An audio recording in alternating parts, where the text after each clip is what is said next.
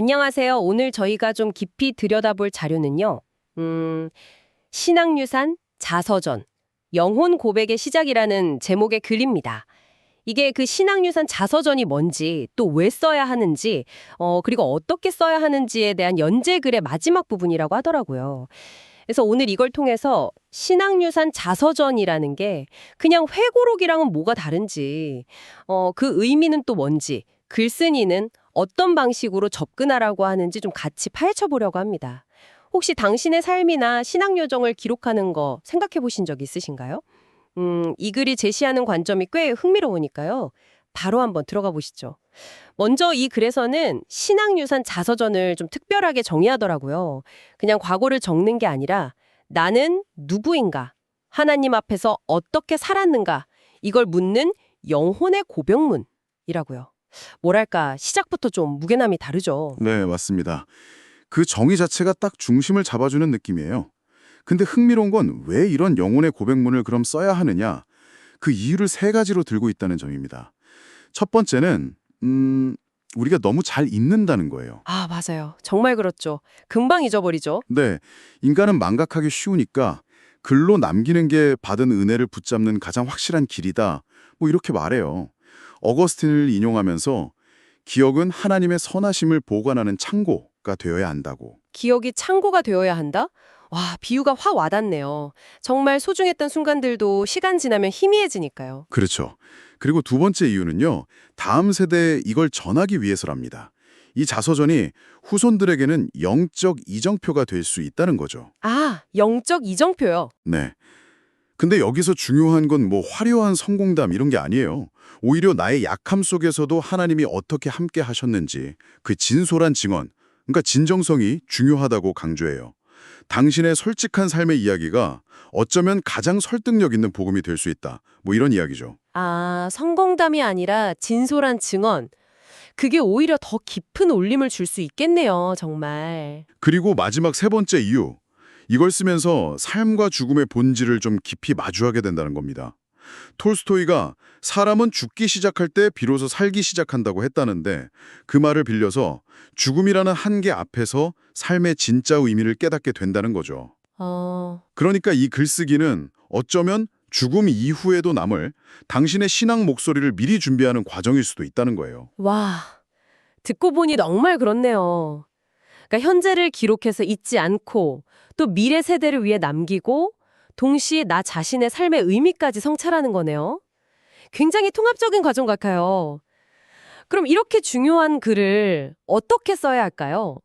여기서도 구체적인 원칙 세 가지를 제시하던데요. 네, 맞아요. 첫 번째 원칙부터가 좀 독특해요. 하나님께 기도하듯이 쓰라는 거예요. 기도하듯이요? 네, 그러니까 사람들에게 보여주려고 쓰는 게 아니라 하나님하고 직접 대화하듯이 아주 솔직하게요. 뭐 예를 들면 주님, 저 그때 진짜 왜 그랬을까요? 같은 거 있잖아요. 그런 내밀한 고백이 진짜 언어라고 보는 거죠. 와, 그 정말 글 쓰는 마음가짐 자체가 완전히 달라야겠는데요. 쉽지는 않겠지만 진정성은 확실히 담길 것 같아요. 그렇죠. 두 번째 원칙은 죽음을 질문하듯이 쓰라는 겁니다. 죽음을 질문하듯이요? 네. 그냥 살아온 일들을 쭉 나열하는 게 아니고요. 톨스토이처럼 나는 왜 사는가, 무엇을 믿고 죽을 것인가 이런 근본적인 질문을 스스로한테 던지면서 삶의 의미를 파고들라는 거죠. 이런 질문들이 글의 깊이를 더해줄 거라고 봐요. 당신의 삶도 더 명료하게 보게 될 거고요. 혹시 당신도 이런 질문 앞에서 좀 멈춰섰던 경험 없으신가요? 아, 그런 질문 앞에 서면 솔직히 좀 막막할 때도 있죠. 네. 그래도 그런 고민들이 꼭 필요한 것 같아요. 삶의 방향을 잡으려면요. 그럼 마지막 원칙은 뭔가요? 마지막은 시간 순서대로 쓰지 말라는 거예요. 대신 의미 중심, 그러니까 회심의 구조로 써보라고 제안합니다.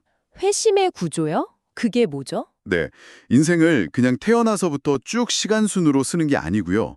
예를 들어 타락, 방황, 회심, 그 이후의 해석, 소명, 유산 뭐 이런 식으로요. 자신의 인생에서 중요했던 영적인 전환점들을 중심으로 이야기를 재구성해보라는 거죠. 아, 그러니까 인생의 터닝 포인트들을 중심으로 재배치하라는 거군요.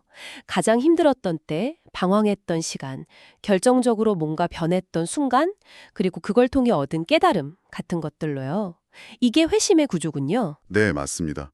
이렇게 할 때 되게 놀라운 일이 일어난다고 글은 말해요. 가장 아팠던 기억이 오히려 가장 감사한 기억으로 바뀔 수 있다는 거예요. 와, 내가 쓰러졌던 그 골목이 바로 은혜가 날 찾아온 자리였다. 뭐 이런 식의 고백이 가능해진다는 예시도 들고요. 실제로 어떤 원로 목사님 이야기도 나오는데 자서전을 쓰면서 비로소 내 모든 삶이 은혜로 인도되었구나 깨닫고 과거의 그 고통이 감사의 제목으로 바뀌었다는 거죠. 정말 놀라운데요. 글쓰기가 단순히 기록하는 걸 넘어서 과거를 다시 해석하고 심지어 치유하는 힘까지 가질 수 있다는 거네요. 그렇죠.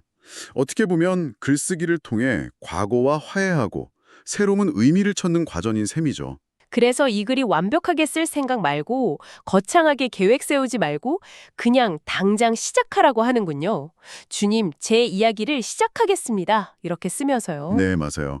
한 페이지라도 좋고 감사한 일 하나, 아니면 과거의 솔직한 고백 하나부터 시작하는 거. 그게 위대한 유산의 첫걸음이라고 강조합니다. 결국 이 신앙유산 자서전은 그냥 개인 기록이 아니라는 거예요. 후대에 남길 수 있는 가장 소중한 선물이 될 수 있다는 거죠. 가장 소중한 선물. 네, 뭐 재산이나 명예보다 훨씬 더 값지고 깊은 이유가 그게 바로 하나님의 사랑에 대한 살아있는 증언이기 때문이라고 설명해요. 주여, 나를 아시는 당신께 이제 내 삶을 드립니다. 글의 시작과 끝에 나오는 이 문장처럼 그냥 지금 바로 당신만의 영혼 고백문을 써 내려가 보라고 아주 강하게 권유하면서 글이 마무리됩니다. 이제 시작하십시오. 당신만의 영혼 고백문을 써 나가십시오. 자, 여기서 우리가 한번 같이 생각해 볼 점이 있는 것 같아요. 이 글에서 말하는 것처럼 꼭 그런 공식적인 자서전 형태가 아니어도 괜찮습니다. 오늘 당장 그냥 당신의 삶 속에서 혹시 발견할 수 있는 아주 작은 영적 이정표 같은 거요? 아니면 그냥 기억하고 싶은 은혜의 조각 같은 거. 그런 건 없을까요? 아주 작은 거라도요? 네네. 뭐 짧은 메모 한 줄이라도 좋고요. 그걸 한번 당신의 소중한 이야기를 기록하는 첫걸음으로 삼아보는 건 어떨까 싶어요. 지금 한번 떠올려 보시면 좋겠네요.